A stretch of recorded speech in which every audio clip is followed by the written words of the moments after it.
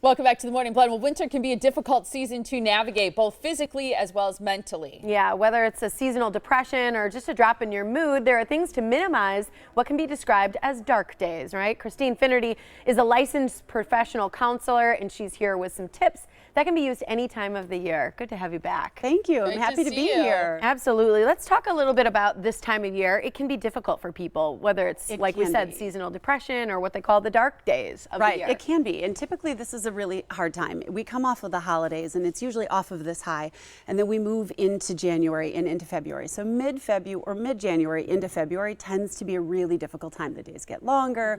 It just gets harder to kind of cope through things. But there are things that we talk about, coping mechanisms that we offer people.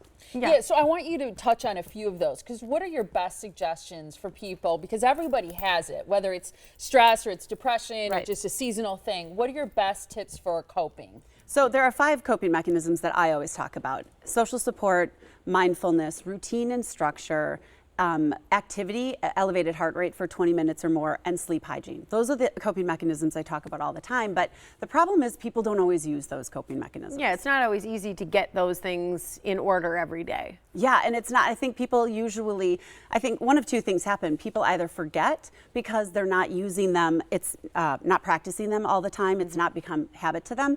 And also, most importantly, I feel like the experience I've had with my clients, people don't understand those internal triggers that are signaling them to use those coping skills. Yeah. And I'm glad you bring that up and you touch on that, because we talk about stress a lot and you need to manage it. Maybe we even give tips, but it's like, how do you recognize when you need to put those things into practice? Absolutely. And it's like, it's your body's way or your mind's way or whatever of letting you know you're a little bit on overload. Right. You know, and Absolutely. I think it's really important. And I think there are probably ways that you try to help people understand too that they need to use those coping skills. Right. Well, I tell my clients all the time, you can't think your way out of a thinking problem. So we have to do different things. And so in my office, we run through a couple different exercises, which I brought with me today. And you guys are I love this. Our game, right? Yeah. You guys are going to be doing this. Okay. So this is a social support exercise. And this is to demonstrate how easily we sort of bypass those coping mechanisms. And this is sort of an example of what happens to us when we go through these times. Okay.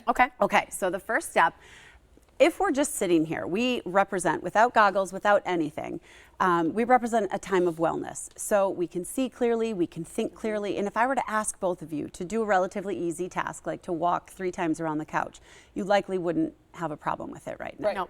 Right, no problem. But when life and stress increase, our ability to think straight and our stress level goes up. And so all of a sudden we have sort of disorganized thoughts and we're not able to see everything as clearly. And so that is what these goggles represent. So Molly, if you will put these goggles on, this is going to demonstrate, and I've actually blocked out all of the peripheral vision on the goggles. Looks good. Right? Close it. Yes. So now you're in the state of You're in a state, that's for sure, Yeah. of disarray. This is a really good look on you. Thank you. So you've got like this plastic thing over this one. Yes. Yeah, a little I bit can't of stuff see on that it one. here, and there's some kind of writing on one of them, I feel like, and the other one's just kind of cloudy. Right. So the plastic protector's over one. There's a little Vaseline, just a tiny bit on another one.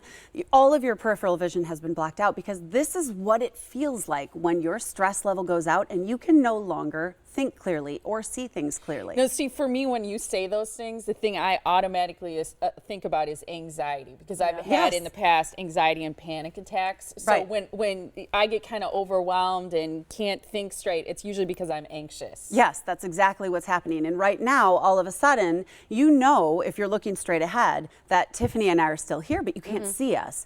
And so it's difficult. You have to use more energy to turn and to look at I things. got to feel for her. Yeah. Yeah. I'm a girl. So if you were to walk 3 times around the couch, would it be as easy? No. No, you could Not probably nearly. do it, right? You can see a little bit. You could probably do it, but it's going to take a longer time. It's going to take more concentration. It's going to take more energy. And you're starting to physically feel internally, oh, gosh, this is really hard. I could do it 2 seconds ago, but now I can't. Yeah. So if you want to pass the goggles over to Tiffany now, so you can see what she looks like with these gorgeous goggles. Check them out. Put them on, Tiff. So what happens when you have these goggles on for too long, and the goggles are representing stress, Looks good. I hope your fiance is watching this. He's like, she is hot.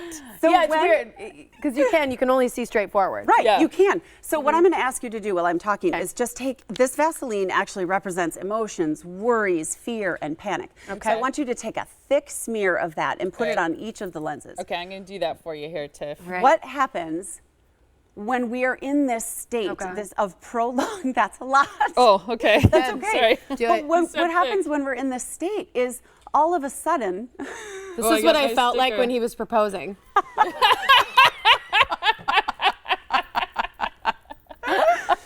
Okay. so when we're in a prolonged state of stress, all of a sudden those emotions rise up in front of us and they create a barrier. So what was once a little bit difficult is now feeling really different. So if I were to ask you, Tiffany, to walk around the couch 3 times, what would you say? I can only Stress. see out of a little spot here, so I'd get down on my hands and crawl. And you know I'd what? have to feel my way. That's perfect. That response is perfect. So that's what that's normally what people say is number 1, I wouldn't do it. Number Yeah. 2, I could probably feel my way around, and that's a sign that You gotta people wrap- try to puch through. Okay, what she should have done too is ask me for help. Absolutely. That's the social so support part of skipped it. over the yes. Should have asked me, buddy. I'd have helped you. Just get reach around out the and couch. connect. We're embracing. Don't get that Vaseline on my hair. I got a little I will run You for can you. reach Christine at touchstonemilwaukee.com. We got to have you back sometime. She's also on Facebook and Twitter to talk about dealing with stress. All right, coming up, a weight loss success story you have to see to believe.